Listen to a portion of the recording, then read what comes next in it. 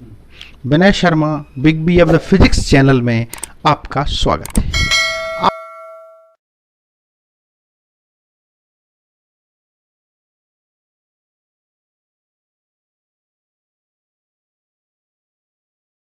चलिए, तो आज अपन लोग 11th क्लास की जो है स्टडी स्टार्ट कर रहे हैं। 11th क्लास में जो है सबसे इम्पॉर्टेंट चैप्टर है, जहाँ से आपको समझना अंडरस्टैंडिंग स्टार्ट होती है, वो चैप्टर है आपका काइनेमेटिक्स।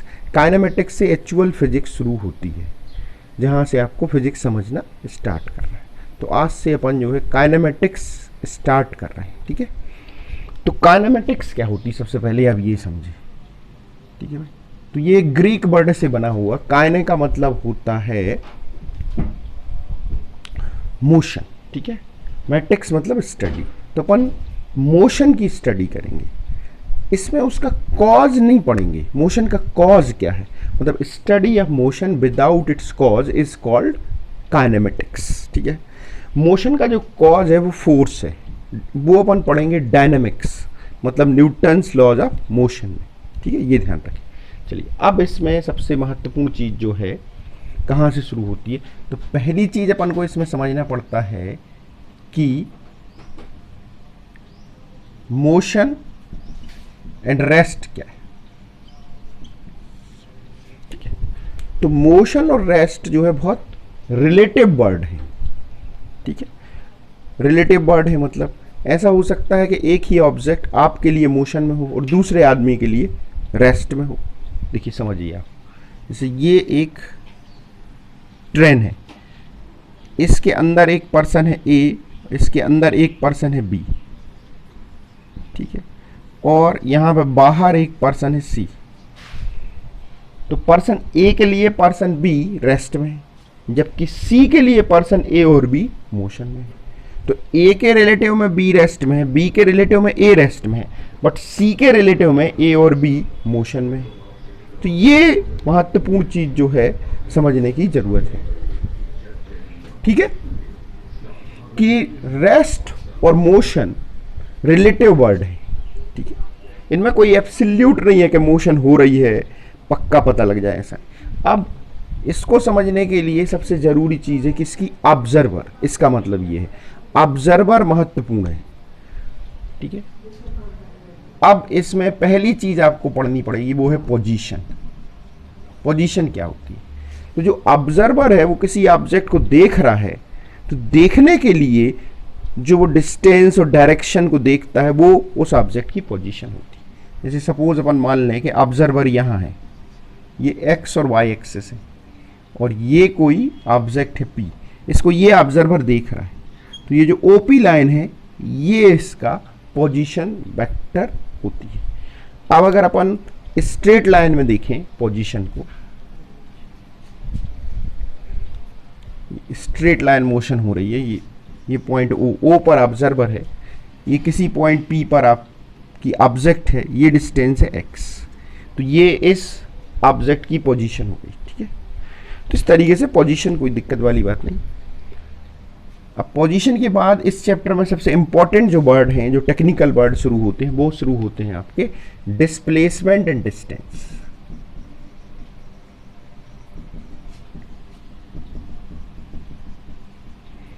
डिस्प्लेसमेंट क्या है, डिस्टेंस क्या है।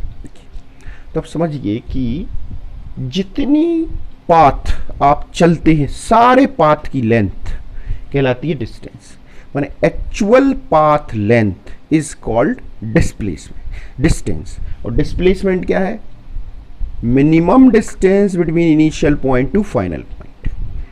अपनी सामान्य भाषा में क्या क्या कह सकते हैं, how much ground is covered by you is called distance, how far you are sitting from initial position is called displacement. समझिए आप, जैसे आप यहाँ से चलते हैं ये इस तरीके से, और पॉइंट ए से आपने चला, बी पे आप पहुंच गए, तो ये पूरी जो पाथ लेंथ है ये डिस्टेंस है, और ये डिस्प्लेसमेंट। तो जितना ग्राउंड आपने कवर किया वो सारा क्या कहलाया, डिस्टेंस। और इनिशियल पॉइंट से एक्चुअल आप कितने दूर आ गए हैं, बिल्कुल मिनिमम डिस्टेंस आप लें तो ये कहलाएगा, ठीक है। अब बहुत सारे लोगों को कंफ्यूजन ये हो सकता है इसमें कि डिस्प्लेसमेंट ज़्यादा होगा, डिस्टेंस ज़्यादा होगा, दोनों इक्वल होंगे, तो हमेशा आप ध्यान रखें डिस्टेंस नॉर्मली ज़्यादा होती है डिस्प्लेसमेंट से, लेकिन दोनों इक्वल हो सकते हैं। तो अपन इनमें अगर रिलेशन बनाए तो ये रिलेशन बनेगा डिस्टेंस ग्रेटर देन और इक्वल डिस्प्लेसमेंट। ठीक है, चलिए तो अब इसके बाद अपन कुछ इसमें से न्यूमेरिकल सॉल्व करेंगे डिस्प्लेसमेंट और डिस्टेंस की। तो इसमें आप ध्यान रखिएगा थोड़ा सा कि ये डायरेक्शन फिक्स है कि अपन को कहाँ लेना है, north, south, east, west. Paper में इस तरीके से डायरेक्शन ली जाती है, ये कन्वेंशन। ठीक है, अब इसमें एक क्वेश्चन अपन ले लेते हैं कि एक पर्सन मूव हो रहा है, ये नॉर्थ में जा रहा है 8 मीटर, इसके बाद ये ईस्ट में जा रहा है 6 मीटर। तो आप बताइए इसका डिस्प्लेसमेंट क्या होगा और डिस्टेंस क्या होगा। तो देखिए आप यहाँ से चलते हैं, मान लो पॉइंट ए से। सबसे पहले आपको नॉर्थ में जाना है 8 मीटर, नॉर्थ मतलब ऊपर 8 मीटर। फिर इसके बाद आपको ईस्ट में जाना है 6 मीटर, मतलब इस तरफ ये 6 मीटर। तो ये पॉइंट बी, ये हो गया सी। तो इनिशियल ए था, फाइनल है सी, तो ये हुआ डिस्प्लेसमेंट। तो डिस्प्लेसमेंट आप ये 8 है, ये 6 है, आप पाइथागोरस थ्योरम यूज करेंगे तो आ जाएगा √6 स्क्वायर प्लस 8 स्क्वायर। तो ये 36 6400, तो 10 मीटर आ गया। तो 10 मीटर आपका डिस्प्लेसमेंट आ गया। डिस्टेंस कितनी होगी, 8 + 6 14 मीटर आपका डिस्टेंस आ जाएगी। ठीक है, तो इस तरीके से क्वेश्चन में कोई प्रॉब्लम नहीं है। अब ज़्यादा प्रॉब्लम बच्चों को कैसे क्वेश्चन में जाती है, सर्कुलर मोशन में। ठीक है, तो इसको आप ध्यान से देखिए। ये अगर सर्कुलर मोशन हो रही है तो कैसे इसमें अपन सॉल्व करेंगे। ये सेंटर है, सपोज आप अगर पॉइंट ए पर हैं, ए से मूव होते हैं, पॉइंट बी पे जाते हैं, तो ये आपका हाफ साइकिल कंप्लीट हुआ। ठीक है, सर्कुलर पाथ की रेडियस है r। तो आप देख सकते हैं कि आपका डिस्प्लेसमेंट ये होगा और डिस्टेंस ये होगी। तो डिस्प्लेसमेंट कितना होगा 2r, डिस्टेंस ये वाली आपको पता है टोटल सर्कम्फ्रेंस होती है 2πr, तो ये वाली लेंथ कितनी होगी πr। तो इसका मतलब है कि अगर आप हाफ साइकिल में चलते हैं तो डिस्प्लेसमेंट होगा 2r और डिस्टेंस होगी πr। ठीक है, अगर आप इसी तरीके से 1/4 साइकिल में चलें, 1/4 साइकिल सर्कुलर पाथ में आप अगर 1/4 साइकिल में चलें, ठीक है, तो आप देखिए ये डिस्प्लेसमेंट होगा। तो ये पाइथागोरस थ्योरम से आप निकालेंगे तो आ जाएगा r√2।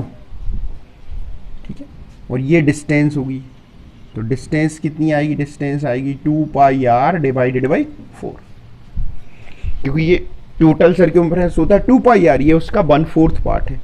तो यहाँ एक चीज आपको समझना है कि डिस्प्लेसमेंट निकालने में आपको कुछ ना कुछ मैथमेटिकल प्रोसेस लगानी पड़ती है, उसमें आपको अपना दिमाग लगाना पड़ता है, तब डिस्प्लेसमेंट कैलकुलेट होता है हर बार। डिस्टेंस तो आप सीधा सीधा देख के बता सकते हैं। ठीक है, कुछ ना कुछ आपको मैथमेटिकल प्रोसेस लगानी पड़ती है, ये ध्यान रखें। चलिए एक और देखें सर्कुलर पाथ में। अब कई बार ऐसे क्वेश्चन आ जाते हैं इसमें कि आपका इनिशियल पॉइंट ए है, फाइनल पॉइंट बी है, ये दोनों पॉइंट सेंटर पर एंगल 60 डिग्री सब्ट्रैक्ट कर रहे हैं। तो आपसे पूछा जाएगा डिस्प्लेसमेंट और डिस्टेंस बताइए। ठीक है, अब देखिए आप डिस्प्लेसमेंट तो ये होगा आपका, डिस्टेंस ये होगी ये। ठीक है, अब आप कैसे निकालेंगे, देखिए तो ये एंगल 60 डिग्री है और ये दोनों साइड्स इक्वल है, तो ये दोनों एंगल भी इक्वल होंगे, तो ये दोनों एंगल भी कितने होंगे 60-60, तो एक इक्विलेटरल ट्रायंगल बन गया। तो जो डिस्प्लेसमेंट है, डिस्प्लेसमेंट इसकी वैल्यू आ जाएगी r। अब डिस्टेंस कितनी आएगी, तो डिस्टेंस आप यूनिटरी मेथड से लगाएंगे। यूनिटरी मेथड अपन को क्या कह रही है कि 360 डिग्री अगर आप मूव हो तो डिस्टेंस होती है 2πr। तो 1 डिग्री के लिए कितनी होगी, 1 डिग्री के लिए हो जाएगी 2πr अपॉन 360। तो 60 डिग्री के लिए कितनी होगी 2 पाई आर 360 इंटू 60, इसको कैंसिल कर देंगे तो आंसर आ जाएगा 2 पाई आर अपॉन 6। तो डिस्टेंस कितनी आ जाएगी? 2 पाई आर अपॉन 6। ठीक है, तो इस तरीके से आप निकाल सकते हैं। अब अपन क्या करते हैं, इसके लिए एक शॉर्ट ट्रिक बना रहे हैं। ठीक है, तो इससे ये फायदा होगा, आप किसी भी एंगल के लिए शॉर्ट ट्रिक की मदद से तुरंत आंसर दे पाएंगे। ठीक है, चलिए, तो ये देखिए, सर्कुलर पाथ में इनिशियल पॉइंट है ए, फाइनल पॉइंट है बी, ये एंगल है सपोज थीटा। थीटा कोई भी एंगल हो सकता है। अब ये डिस्प्लेसमेंट होगा, तो डिस्प्लेसमेंट निकालने के लिए आप क्या करते हैं, यहां से आप एक एंगल बाइसेक्टर बनाते हैं। तो ये जो एंगल बाइसेक्टर है, इस लाइन को भी दो पार्ट्स में डिवाइड कर देता है। ये पॉइंट ए बी ए ओ, इस पॉइंट को मान लेते हैं सी, रेडियस आर। तो ये जो एंगल होगा ये हो जाएगा θ/2 और ये एंगल हो जाएगा 90। इस डिस्टेंस को मान लेते हैं x, तो ये भी होगी x। अब आप देख सकते हैं ये एक राइट एंगल ट्रायंगल बन गया। इसमें ये वाला एंगल है θ/2, ये x, ये r। आपके पास r है, θ/2 है, आपको x निकालना है। यहाँ पे साइन कॉस टेन में से आप क्या लगाएं वो देखें। तो यहाँ पे आपको लगाना चाहिए साइन, तो साइन θ/2 इज इक्वल टू क्या होगा, परपेंडिकुलर माने x अपॉन हाइपोटेन्यूस मतलब r। तो यहाँ से अपने पास आ जाएगा x is equal to r sine θ/2। तो डिस्प्लेसमेंट क्या होगा, इसका डबल। तो डिस्प्लेसमेंट अपने पास आ जाएगा 2x यानी 2r साइन θ/2। तो इस फॉर्मूले को अगर आप याद रखें तो तुरंत आप सर्कुलर पाथ में डिस्प्लेसमेंट बता सकते हैं किसी भी एंगल के लिए। जैसे थोड़ी देर पहले अपन ने 60 का क्वेश्चन किया था, तो अगर आप यहाँ पे थीटा 60 डिग्री पुट करेंगे तो a b is equal to 2r, यहाँ पे हो जाएगा 60/2 30, साइन 30 की वैल्यू 1/2, तो ये कैंसिल, तो यहाँ आंसर r आ गया। तो इसमें आपको ना तो डायग्राम बनाना पड़ेगा ना दिमाग लगाना पड़ेगा, सीधा तुरंत आंसर आपको मिलेगा। अब थीटा डिग्री के लिए डिस्टेंस कैसे निकालें, ये तो हो गया फॉर्मूला किसका भाई, डिस्प्लेसमेंट का। अब डिस्टेंस कैसे निकालें, देखिए, तो अपन को पता है कि 360 डिग्री के लिए डिस्टेंस आती है 2 पाई आर। तो 1 डिग्री के लिए कितनी आएगी, 2 पाई आर अपॉन 360। तो अपन को निकालना थीटा डिग्री के लिए, तो थीटा डिग्री के लिए आंसर आएगा 2 पाई आर 360 इंटू थीटा। तो इस फार्मूले से आप डायरेक्ट जो है किसी भी एंगल थीटा के लिए डिस्टेंस निकाल सकते हैं, और इस फॉर्मूले से डिस्प्लेसमेंट। ठीक है, अब इसमें थोड़े और कॉम्प्लिकेटेड टाइप के क्वेश्चंस कैसे आ सकते हैं वो अपन देख लेते हैं। इसमें कई बार क्वेश्चन ऐसे आ जाते हैं कि आपको सर्कुलर पाथ का जो है टाइम पीरियड दिया होता है। जैसे मान लो आपको time period of circular path दे दिया जाए कि भाई 10 सेकेंड, ठीक है। अब आपसे कहा गया कि एक पार्टिकल सर्कुलर पाथ में मूव हो रहा है और टोटल वो टाइम लेता है मूव होने का, ठीक है भाई, टोटल टाइम ले रहा है 25 second. Find out it's displacement and distance. तो देखिए आप यहां से शुरू होंगे, टाइम पीरियड 10 सेकेंड है, माने आपका एक साइकिल कंप्लीट हो जाएगा कितनी देर में, 10 सेकेंड में। दूसरा साइकिल भी 10 सेकेंड में, तो 20 सेकेंड हो गए। अब आपके पास कितना सेकेंड और बचा, 5 सेकेंड। तो आप आधा चलेंगे सर्कुलर पाथ, मतलब यहां पहुंचेंगे। तो आप ए से स्टार्ट किए थे, बी पे पहुंच गए। तो अब आपका डिस्प्लेसमेंट तो ये होगा, तो ये होगा 2r। तो डिस्प्लेसमेंट कितना आएगा भाई, 2r। डिस्टेंस कितनी होगी, ध्यान दें, डिस्टेंस में तो टोटल निकालना पड़ेगा। तो टोटल आप जब निकालेंगे डिस्टेंस तो आएगी 2 pi are plus 2 pi are और प्लस पाई आर, यानी 5 पाई आर। ठीक है भाई, तो डिस्टेंस ध्यान रखें आपको टोटल निकालना है एक साइकिल में। ठीक, तो इसमें आपको पता होना चाहिए कितने साइकिल हो गए। तो 2 pi r into number of cycle कर दें तो भी डिस्टेंस आ जाएगी। तो डिस्टेंस इज इक्वल टू आप कर सकते हैं n into 2 pi r. N यहाँ पे क्या है, नंबर ऑफ साइकिल, कितने साइकिल आपने कंप्लीट किए। ठीक है, अब इसमें सबसे डिस्प्लेसमेंट और डिस्टेंस में आज तक जो है सबसे डिफिकल्ट एक ही क्वेश्चन है, ये जेई एडवांस यानी आईआईटी के एग्जाम में आया है। इससे डिफिकल्ट क्वेश्चन कहीं कोई किसी एग्जाम में नहीं आया दुनिया में, डिस्प्लेसमेंट और डिस्टेंस का। अब आप जो क्वेश्चन करेंगे सबसे टिपिकल, हमारी एडवाइस है कि आप वीडियो पॉज करके पहले क्वेश्चन को सॉल्व खुद से करें, फिर सोल्यूशन दीजिए। ठीक है, तो इसमें ये है कि ये एक रिंग है, ये रोलिंग कर रही है। ठीक है, ये एक रिंग है, ये रोलिंग कर रही है। यहां पे एक पॉइंट है P, बॉटम पॉइंट है P, रिंग के बॉटम पर एक मार्क लगा है, मान लें आप कोई भी रेड कलर का मार्क है, कुछ भी, रिंग के बॉटम में P अपन ने पढ़ा। ठीक है, अब रिंग रोलिंग कर रही है, तो आपको ये बताना है after half cycle displacement of point P। ठीक है भाई, आफ्टर, इसकी रेडियस है R, after half cycle displacement of point P। ठीक है भाई, ये क्वेश्चन है, तो ये बहुत ही डिफिकल्ट क्वेश्चन है। ध्यान रखें, ये रोलिंग कर रही है रिंग, रोलिंग, रोटेशनल मोशन नहीं, रोलिंग। रोलिंग मतलब, रोलिंग का जिनको मतलब नहीं पता वो बता देते हैं। रोलिंग का मतलब है कि ये घूम भी रही है और आगे भी बढ़ रही है। It is rotated and also moved forward. जैसे आपकी बाइक का जो है पहिया, व्हील, आपकी कार का पहिया घूमता भी है और आगे भी जाता है, तो वो इसमें हो रहा है। ठीक है, चलिए, तो आप वीडियो पॉज करके पहले खुद से सॉल्व करें, फिर सोल्यूशन देखें। चलिए, तो आप सॉल्व करते हैं।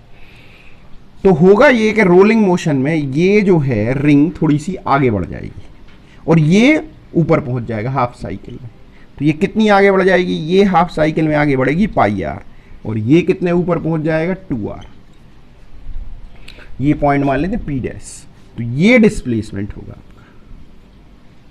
डिस्प्लेसमेंट को अपन D मान लेते हैं, तो अगर पाइथागोरस थ्योरम यहां पे अपन यूज करते हैं तो D आ जाएगा अंडर रूट 2r का whole square plus pi r का होल स्क्वायर। इसमें से r अंडर रूट से बाहर आ जाएगा, तो यहां आ जाएगा 4 प्लस पाई स्क्वायर। ठीक है, तो ये डिस्प्लेसमेंट डिस्टेंस का फाइनल सबसे डिफिकल्ट क्वेश्चन है।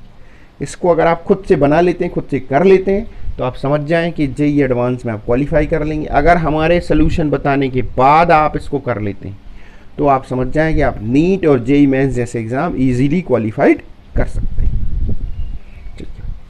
तो ये डिस्प्लेसमेंट और डिस्टेंस का टॉपिक पूरी तरीके से अपना कंप्लीट हो गया है। अब अपन इसके बाद शुरू करते हैं वेलोसिटी एंड स्पीड, इसको समझते हैं। ठीक है, नेक्स्ट टॉपिक अपना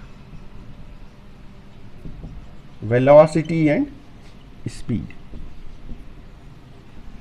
तो ये दोनों चीजें पहले वाले टॉपिक से रिलेवेंट है। क्यों इनकी जरूरत आई, पहले ये समझें थोड़ा सा। हमेशा से लोग एक दूसरे को कंपेयर करना चाहते हैं।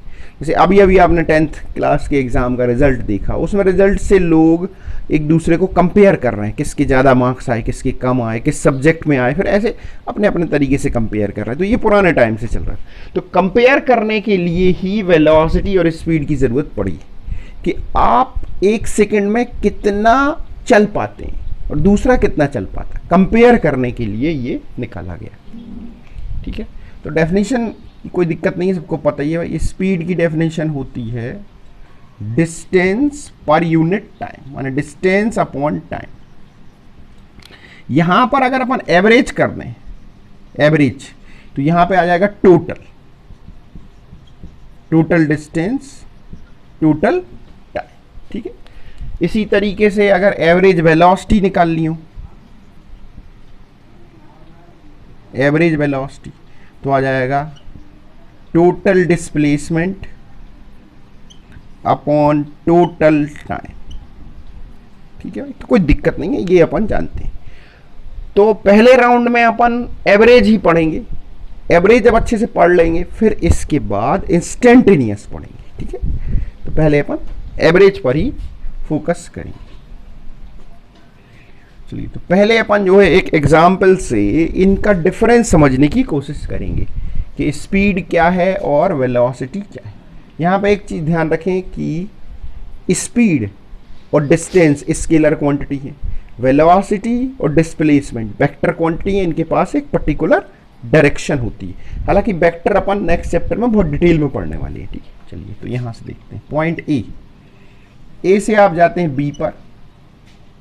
ये डिस्टेंस है 100 मीटर, आपको टाइम लग रहा है 10 सेकेंड। इसके बाद आप वापस आते हैं इसी लाइन पर, बट नीचे बना रहे हैं समझने के लिए। तो वापस आते हैं पॉइंट सी पर। ये डिस्टेंस है 50 मीटर, इसमें भी आपको टाइम खर्च हो रहा है 10 सेकेंड। अब आपसे पूछा जाएगा find out the average velocity and average speed. इस क्वेश्चन आप पहले 100 मीटर जाते हैं 10 सेकेंड में, इसके बाद रिटर्न बैक होते हैं तो 50 मीटर ही वापस आते हैं और 10 सेकेंड आपका खर्च होता है। तो आपको निकालना है average velocity and average speed. चलिए तो अपन स्टार्ट करते हैं। पहले निकालते हैं स्पीड, एवरेज स्पीड। ठीक है भाई, एवरेज स्पीड।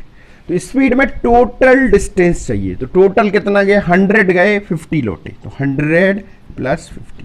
टाइम कितना खर्च हुआ, 10 प्लस 10 20, तो 150 अपॉन 20। तो ये आंसर आ गया 7.5 मीटर पर सेकेंड। कोई प्रॉब्लम नहीं हुई, बहुत ईजिली आ गया। अब प्रॉब्लम होगी डिस्प्लेसमेंट में। तो डिस्प्लेसमेंट कितना होगा, तो ये इनिशियल पॉइंट है ए और सी फाइनल। अपन को ये डिस्टेंस चाहिए।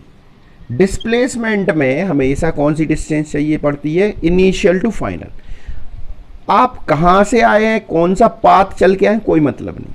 तो आप देख सकते हैं ये डिस्टेंस कितनी है, पूरी 100 थी, ये 50, तो ये होगी 50, माने आपका डिस्प्लेसमेंट 50। तो अपन निकाल रहे हैं एवरेज वेलोसिटी, वेलोसिटी एवरेज। तो 50 अपॉन टाइम पूरा लेना पड़ेगा, तो ना टाइम कम नहीं होता, तो ये 20। तो ये आंसर आ रहा है 2.5 मीटर पर सेकेंड। तो आप देख सकते हैं यहाँ पे स्पीड ज़्यादा आ रही है, वेलोसिटी कम आ रही है। ऐसा नॉर्मली रहेगा, बट कभी दोनों इक्वल भी हो सकते हैं। बट कभी भी ध्यान रखें कि वेलोसिटी स्पीड से ज़्यादा कभी नहीं होगी, ये ध्यान रखें। चलिए, तो इससे आप अच्छे से समझ गए होंगे इसमें डिफरेंस। अब इसके बाद जो दो तरीके के स्टैंडर्ड क्वेश्चन हैं जो सारे एग्जाम में आते हैं, आप नीट देख लें, जेई देख लें, आपके स्कूल का एग्जाम देख लें, दो टाइप ही के क्वेश्चन हैं सारे एग्जाम में आते हैं। तो वो अपन पढ़ लेते हैं अच्छे से। पहले है टाइप 1। टाइप 1 में क्या होता है कि आपको एक स्लॉट में वेलोसिटी दी होती है, टाइम दिया रहता है, दूसरे स्लॉट में वेलोसिटी दी होती है, टाइम दिया होता है। ठीक है, यानी आप v1 वेलोसिटी से t1 टाइम तक चले, v2 वेलोसिटी से t2 टाइम तक चले। आपको एवरेज वेलोसिटी, एवरेज स्पीड, ये सब निकालने कहा जाता है। तो आप ध्यान दें कि क्या है, यहाँ पे आपको एवरेज वेलोसिटी निकालनी हो या एवरेज स्पीड निकालनी हो, आपको क्या चाहिए पड़ता है, टाइम, डिस्प्लेसमेंट और डिस्टेंस। यहाँ पे इन लोगों ने टाइम तो दिया है, डिस्टेंस नहीं दी। तो आप इस स्लॉट के लिए ये वाला फॉर्मूला यूज करेंगे, v is equal to s upon t. इसमें से क्या निकालेंगे, s, तो s क्या आएगा, vt। तो पहले वाले पार्ट के लिए s आ जाएगा v1 t1, दूसरे वाले पार्ट के लिए s आ जाएगा v2 t2। अब अगर आप आगे ही जा रहे हैं तो ध्यान रखें डिस्प्लेसमेंट ऐड होगा, लेकिन अगर आप वापस लौट रहे हो तो फिर माइनस भी करना। ये आपको क्वेश्चन टू क्वेश्चन देखना पड़ेगा, अभी तो जनरल आपको बता रहे हैं। तो यहां से आपका जो वेलोसिटी आ जाएगी एवरेज, वेलोसिटी एवरेज ये आ जाएगी v1 t1 v2 t2, ये हो गई total displacement upon time t1 plus t2। तो ये बहुत ही काम का फॉर्मूला है, जब भी आपको वेलोसिटी और टाइम स्लॉट टुकड़ों में दिया हो तो आप इसका यूज कर सकते हैं। इसमें एक और क्वेश्चन पूछा जाता है कि टाइम स्लॉट अगर इक्वल है, मतलब if t1 is equal to t2 is equal to t, तो क्या होगा। तो देखिए आप, तो ये हो जाएगा v1 प्लस v2 बाई 2 हो जाएगा, क्योंकि यहाँ t आ जाएगा, यहाँ t और यहाँ t plus t 2t, t cancel हो जाएगा, v1 प्लस v2 बाई 2। ठीक है, मतलब ये अर्थमेटिक एवरेज है। अर्थमेटिक मीन भी कह सकते हैं इसको। तो जब भी टाइम स्लॉट इक्वल हो तो आप इसका यूज कर सकते हैं। ठीक है, तो टाइप 1 में कोई बहुत क्वेश्चन एग्जाम में नहीं आते हैं, बहुत ही आसान आते हैं, फिर भी अपन एक क्वेश्चन करके देख लेते हैं। जैसे आप पॉइंट ए से चलना स्टार्ट होते हैं, बी पे जाते हैं, बी से सी पे जाते हैं। ठीक है, तो पहले पार्ट में आपकी वेलोसिटी है 30 किलोमीटर पर आवर और आप 1 आवर तक चलते हैं। इसके बाद नेक्स्ट पार्ट में आपकी वेलोसिटी है 60 किलोमीटर पर आवर और आप 1/2 आवर तक चलते हैं। आपसे पूछा जाएगा कि एवरेज वेलोसिटी बताइए। ठीक है, तो आप निकाल सकते हैं वेलोसिटी एवरेज। तो यहाँ पर डिस्टेंस कितनी आएगी 30, यहाँ पे कितनी आएगी 60 इंटू 1/2, टाइम टोटल 1 + 1/2 तो हो जाएगा 60। इसको सॉल्व करेंगे तो 2/3। ठीक है, इसको आप सॉल्व कर लेंगे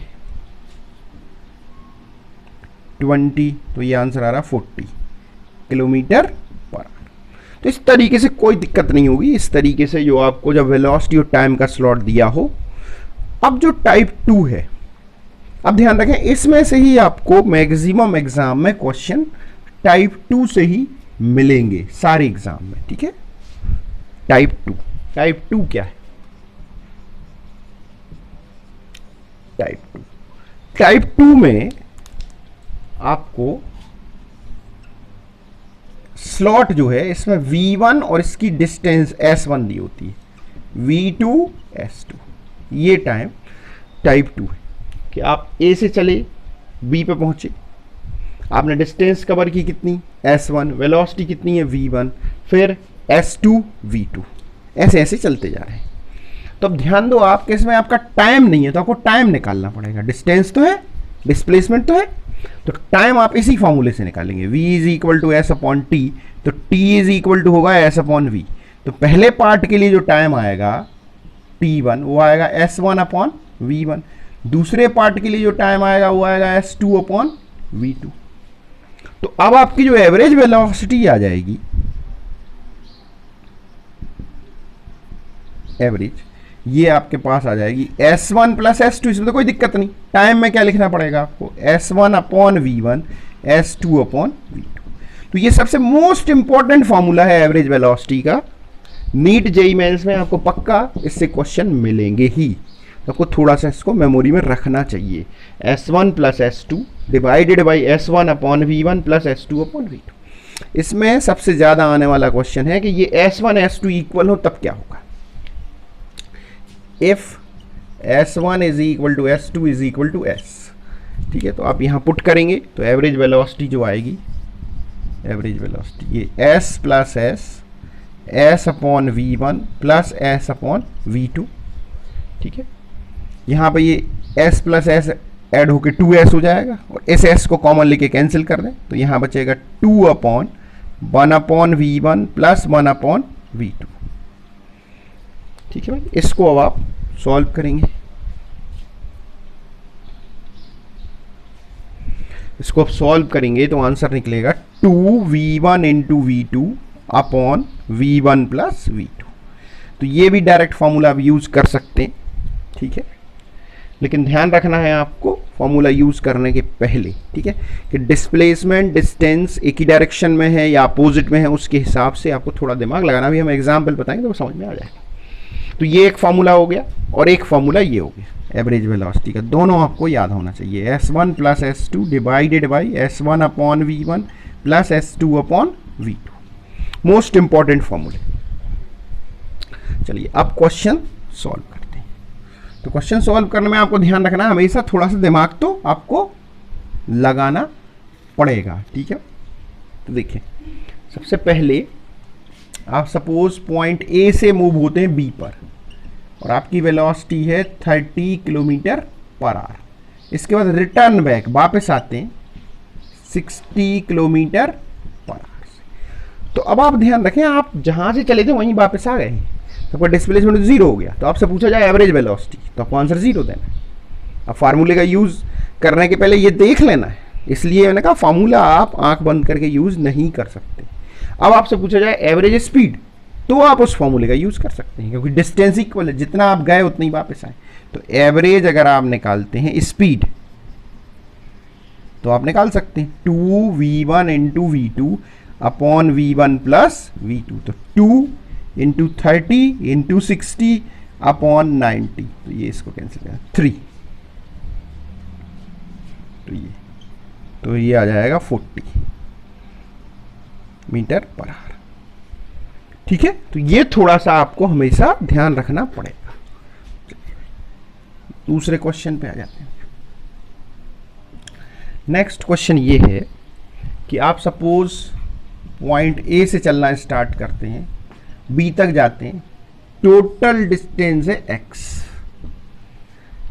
इसमें 1/3 डिस्टेंस, 1/3 यानी x/3 1/3 डिस्टेंस आप कवर करते हैं कितनी वेलोसिटी से, 30 मीटर पर सेकंड से। नेक्स्ट जो रिमेनिंग डिस्टेंस है उसको आप कवर करते हैं 60 मीटर पर सेकंड से। तो एवरेज वेलोसिटी निकालना है, ठीक है। तो अब देखिए पहली डिस्टेंस है x/3, रिमेनिंग कितनी होगी, रिमेनिंग होगी x माइनस x/3, तो ये आएगी 2x/3।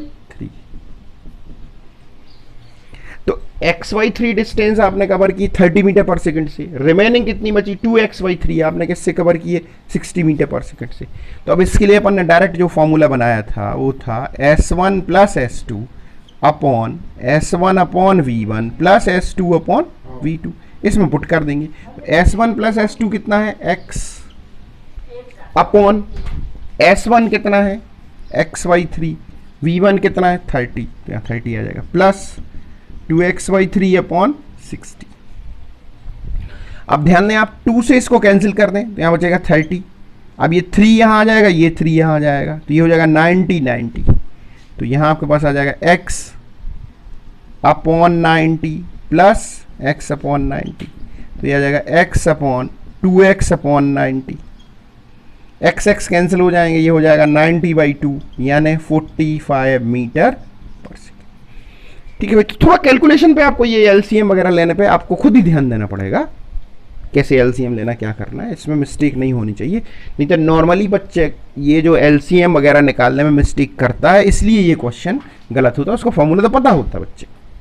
ठीक है, चलिए, तो इस तरीके के क्वेश्चन आप कर लेंगे, कोई दिक्कत ऐसे क्वेश्चन में आपको नहीं आने वाली है। ठीक है भाई, बिल्कुल। अब इसके अलावा सबसे ज़्यादा दिक्कत आपको तब जाएगी जब आप इसमें एडवांस लेवल का क्वेश्चन देखेंगे। एडवांस लेवल का क्वेश्चन कैसा होता है इसमें कि दोनों तरीके की चीजें यूज हो जाती एक साथ टाइम स्लॉट वाला क्वेश्चन भी यूज हो जाएगा और एक साथ डिस्टेंस स्लॉट वाली क्वेश्चन भी यूज हो जाएगा, तब आपको दिक्कत जाएगी। देखें तो ये जेईई एडवांस का क्वेश्चन है, अब ध्यान से इसको करेंगे। जेईई एडवांस आईआईटी जेईई का क्वेश्चन है, को ध्यान से करना है इसको। इस क्वेश्चन में ये है कि जो टोटल डिस्टेंस है आपकी, उसमें से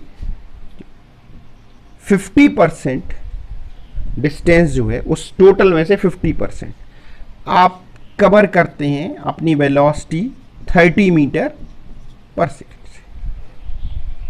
ठीक है, फिर जो हाफ डिस्टेंस बची उसको आप 2 टाइम स्लॉट में कवर करते हैं, आधे टाइम में। ध्यान रखें, आधी डिस्टेंस नहीं, आप टाइम, मतलब जो भी टाइम यहां से यहां लगा उसमें से आधा टाइम, आधे टाइम में आप जो है अपनी वेलोसिटी इस आधे टाइम में, ठीक है भाई, रखते हैं 70 मीटर पर सेकंड आधे टाइम। और जो रिमेनिंग आधा टाइम इसमें बचा आपका ये वाला, इसमें आप अपनी वेलोसिटी रखते हैं 50 मीटर पर सेकंड। क्वेश्चन फिर से सुन लें, आपकी टोटल डिस्टेंस है ए टू बी, इसमें से 50% डिस्टेंस, ये 50% डिस्टेंस आप कवर करते हैं कितनी वेलोसिटी से, 30 मीटर पर सेकंड। अब रिमेनिंग जो 50% है उसको आप आधे टाइम चलते हैं। माने यहाँ से यहाँ तक आपको जितना भी टाइम लगा उसका आधा टाइम आप मूव करते हैं 70 मीटर पर सेकंड से और आधा टाइम मूव करते हैं 50 मीटर पर सेकंड से। आपको निकालना है average velocity in whole length, पूरे में एवरेज वेलोसिटी आपको बताना, ठीक है। तो अब इस क्वेश्चन को अगर आप पूरा सॉल्व करें कंप्लीट तो थोड़ा टाइम ज़्यादा लगेगा, अगर शॉर्ट ट्रिक से करें तो जल्दी हो जाएगा। कि यहाँ पर इन लोगों ने टाइम आधा आधा लिया है, तो पहले आप इसको सॉल्व कर दें। टाइम आधा आधा था तो आंसर क्या आ रहा था, v1 प्लस v2/2, तो कितना आ जाएगा 70 प्लस 50/2, तो ये हो जाएगा 120/2 यानी 60 मीटर पर सेकेंड। तो अब आपको पता चल गया कि इसमें 60 मीटर पर सेकेंड है। अब ये दोनों डिस्टेंस इक्वल है, तो अब आप डिस्टेंस वाला फॉर्मूला लगा दें।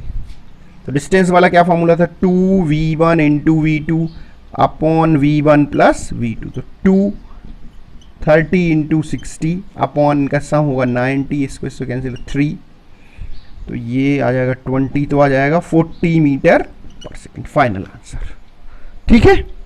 तो ये जो है भाई जेई एडवांस का क्वेश्चन था, इसको आप अपनी रेगुलर मेथड से भी कर सकते हैं, कोई दिक्कत नहीं है उसमें, कि इसको यहाँ पे डिस्टेंस एज्यूम करके निकाल लेंगे इसी फॉर्मूले से, v is equal to s upon t से। थोड़ा टाइम लगेगा लेकिन आ जाएगा, कोई दिक्कत नहीं, ठीक है। चलिए, तो ये सबसे मुश्किल क्वेश्चन था। अब बात आती है इसके बाद नेक्स्ट क्या, एवरेज के बाद नेक्स्ट अपन पढ़ेंगे इंस्टेंटेनियस वेलोसिटी, ठीक है।